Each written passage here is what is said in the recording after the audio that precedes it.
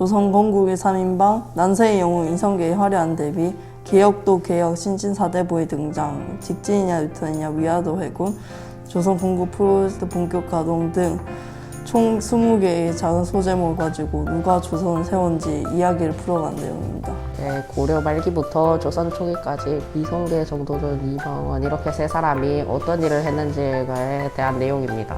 이 책의 줄거리로는 이제 조선을 건국한 진짜 주인공이 누구냐라는 주제에서 나온 이야기에서 조선을 건국한 주인공 중에 3명이 있는데 이성계, 정도전, 이방원으로 이 3명이 건국 과정에서 어떤 일을 거쳤고 어떤 일을 했는지에 대해 설명해주는 책입니다. 조선 건국의 결정적인 역할을 한 이성계, 정도전, 이방원에 대해서와 조선의 정치, 경제, 외교 등을 알려주는 책입니다.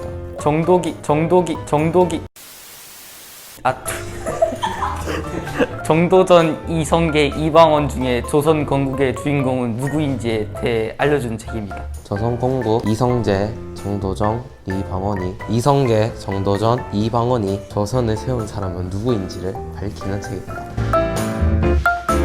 소제목인 직진이냐 유턴이냐 위화도 해군입니다. 이대로 요동정벌에 나서느냐 아니면 개경으로 군대를 돌리느냐, 지금의 고려군 전력으로 요동정벌에 나서 명나라와 싸운다면 승리를 장담할 수 없고 그렇다고 왕의 명령을 어기면 반역이 될 것인데 이성계가 이런 고민에 빠졌습니다. 그 이유는 몇 달 전 명나라의 뜬금없는 고려에 대한 일방적 통보가 발단이었습니다. 촬영 위쪽 땅은 원래 원나라 것이었으니 요동으로 귀속시키도록 하라. 즉 명나라가 원나라를 몰아내고 중국 대륙의 새 주인이 되었으니 예전에 원나라가 다스리던 땅을 몽땅 내놓으란 뜻이었습니다. 여기서 촬영 위쪽 땅은 공미의 왕이 원나라와 힘겹게 싸워 되찾은 한경도 지역입니다. 따라서 실권을 쥐고 있던 최영 장군 역시 이참에 압록강을 건너 요동을 확 정벌해 버리자고 주장하기에 이를 얻고 이 일을 이성계가 맡게 되었던 것이었습니다.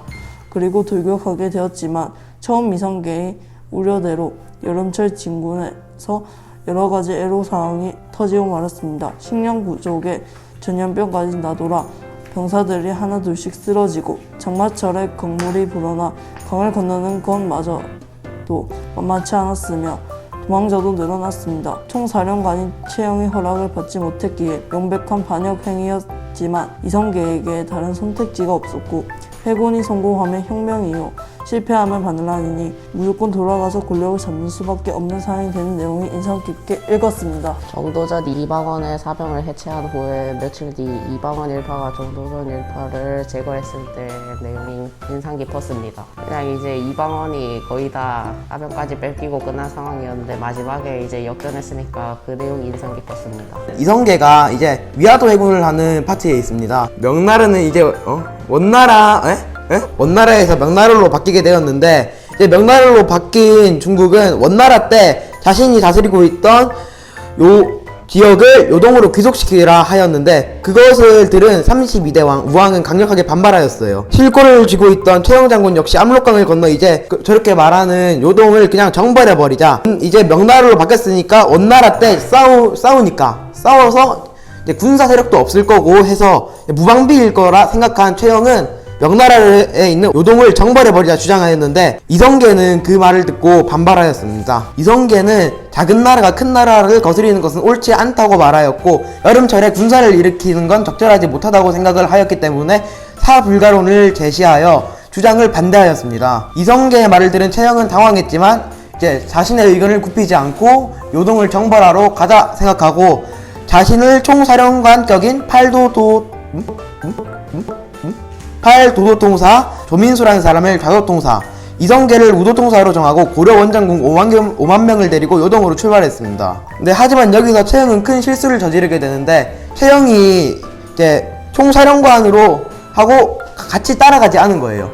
그래서 고려군은 최영이 없이 임시 군사기지인 평양으로 출발한 지 19일 만에 압록강 하류에 솟아있는 섬인 위화도에 닿게 되었는데 이때 고려군의 상황은 이성계가 생각했던 대로 썩 좋지 않은 상황이었어요. 식량이 부족했고 전염병까지 나돌아서 병사들은 쓰러져 가는 데다가 장마철까지 겹쳤기 때문에 강물이 불어나서 강을 건너는 것마저 만만치 않았기 때문에 이성계는 이제 고민 끝에 좌도통사로 임명이 되어 있는 조민수를 설득해 개경으로 돌아가는데 위화도로 출발한 군은 반란군으로 이제 돌아올 때는 돌아와서 갈 때보다 올 때 더 빠르게. 최영은 이 소리를 듣고 엄청나게 당황을 했어요. 페이지 103쪽에 조선을 방대하는 사람들이라는 파트에서 고려를 잊지 못하는 사람들이 반란을 일으킬 수 있다는 근거로 왕씨 일가를 살아하는 내용이 가장 기억에 남습니다. 이성계가 위화도 해군을 하는 겁니다. 조선 건국이 되는데 가장 중요한 사건이기 때문입니다.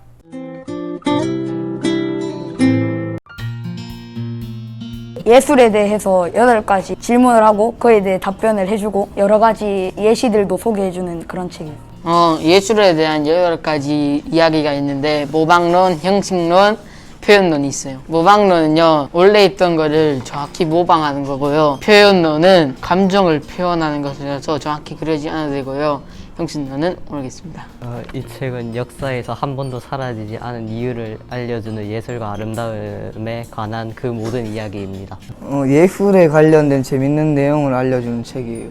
고대 문명부터 가상현실까지 이 세상에 존재하는 미술하고 예술하고 정리해 놓은 책이에요. 예술에 대한 8가지 답변? 인간의 역사에서 예술이 한 번도 사라지지 않은 이유를 알려주는 예술과 아름다움에 대한 이야기.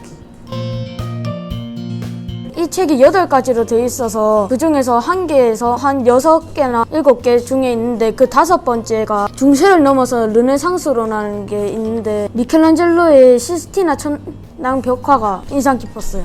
왜 인상 깊었냐면 영어 책으로 공부할 때 시스티나 천장 벽화에 대해서 나왔긴 했는데 거기서 이쪽에 이 여잔가 남잔가 일단 하는 사람이 나왔는데 그때는 여자 쓸 사람이 없다는 걸 보여줘서 이걸 제일 인상 깊게 봤습니다. 네, 여기 중간에 보면은 이렇게 책이 그림이 있는데 제가 학원을 다니면서 그림을 한번 그려봐가지고 좀 색깔도 예쁘고 해가지고 인상 깊게 봤어요.